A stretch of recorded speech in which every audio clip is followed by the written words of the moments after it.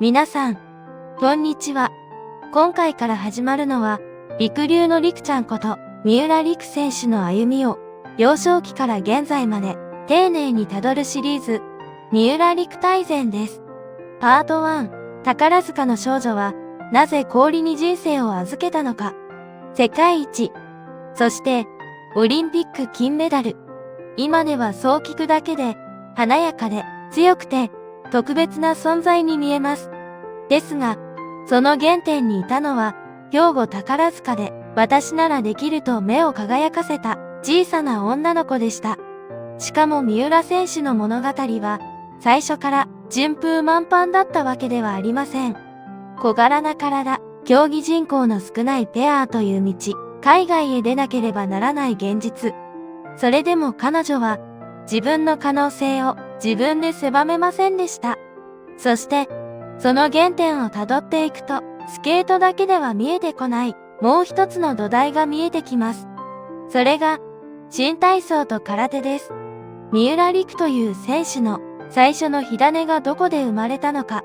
そして、後に世界の頂点へつながっていく質が、幼い頃からどんな形で現れていたのかを見ていきます。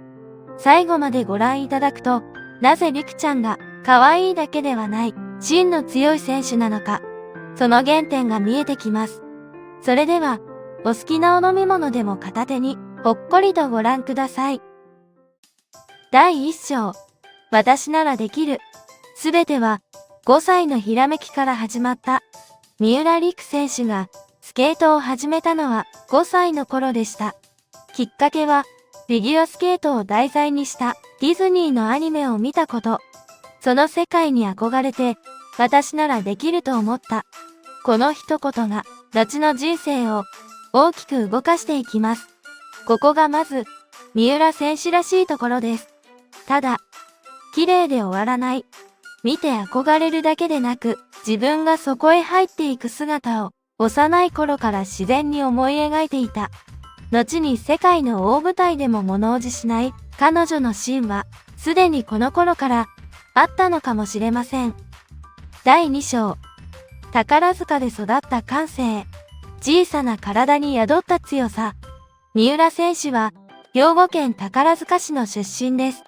宝塚といえば、上品さや華やかさのある街のイメージがありますが、その空気の中で育ったことは、彼女の演技の雰囲気にもどこか重なります。一方で、三浦選手の魅力は、繊細さだけではありません。体は小さくても、負けん気が強く、やると決めたことを、やり抜く芯の強さがある。柔らかく見えて、内側はかなり強い。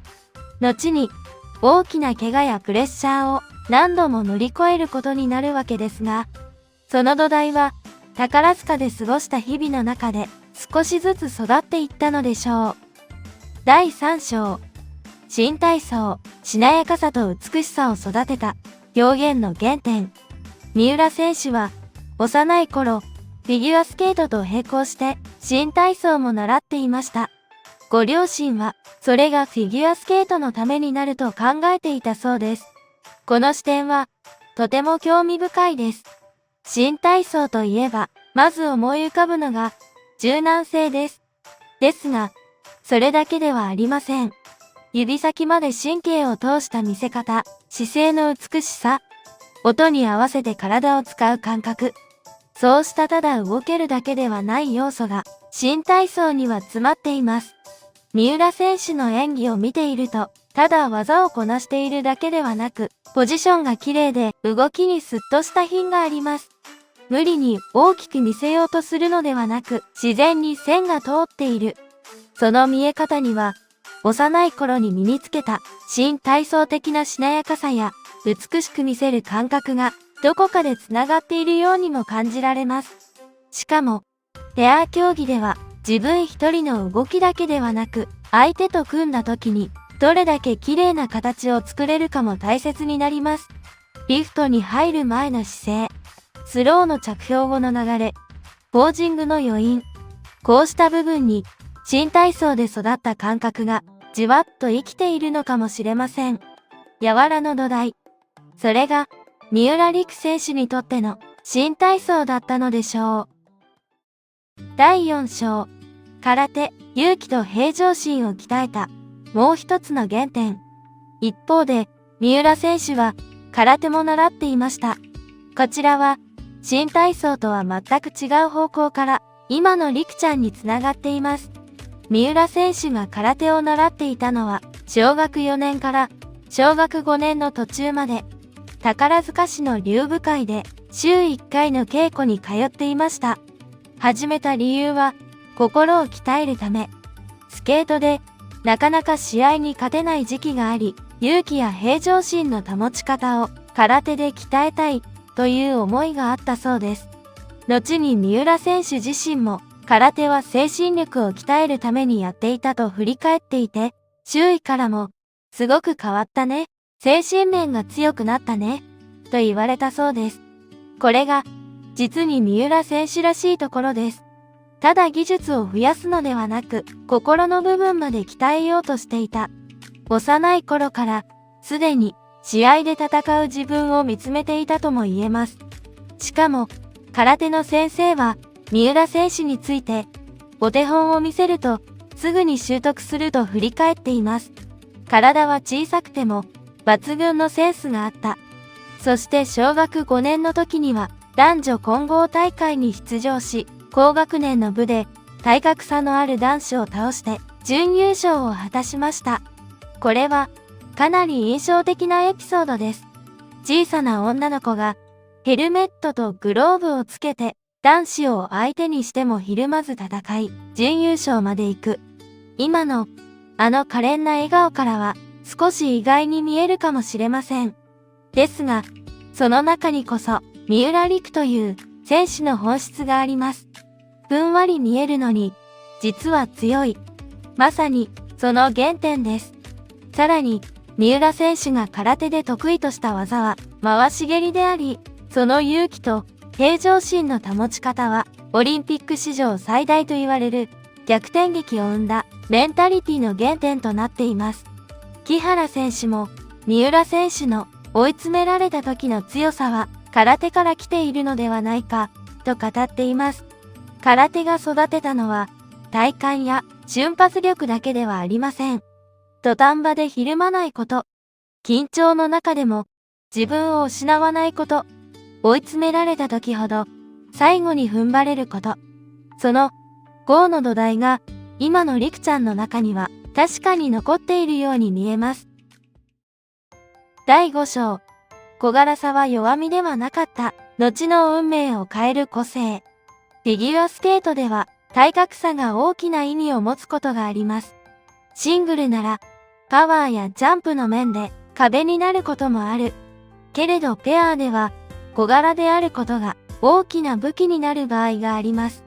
もちろん、当時のりくちゃん自身はまだそこまで明確に将来像を描いていたわけではないかもしれません。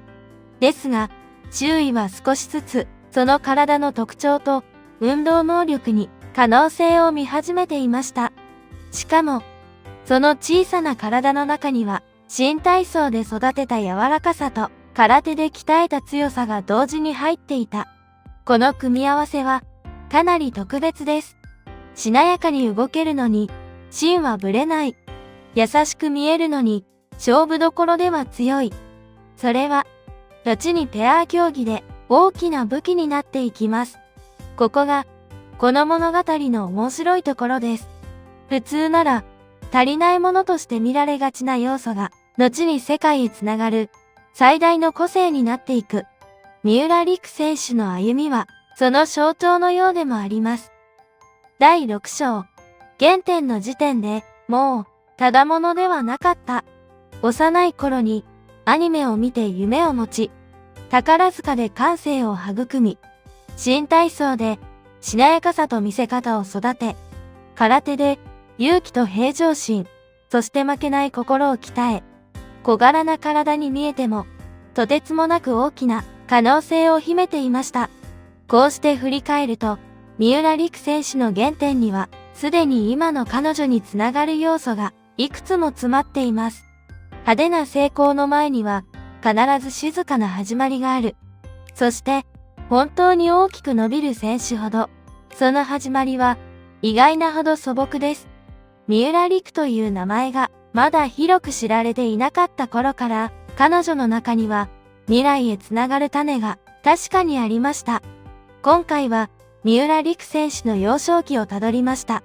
ですが、ここからが本当の始まりです。次回のパート2では、璃来ちゃんがなぜシングルではなくペアという険しくも特別な道へ進んだのか。そして小柄な少女がその体を弱みではなく武器に変えていく転機を見ていきます。今の陸流につながる決定的な分岐点が見えてきますので、ぜひ次回もご覧ください。いいねとチャンネル登録をいただけると次回の動画の通知が届きますので、ぜひお願いいたします。また、メンバーシップでは一般公開前の先行視聴や月1のラッキーカラー占いなどの特典もご用意しています。よかったらメンバーになるから気軽に覗いてみてください。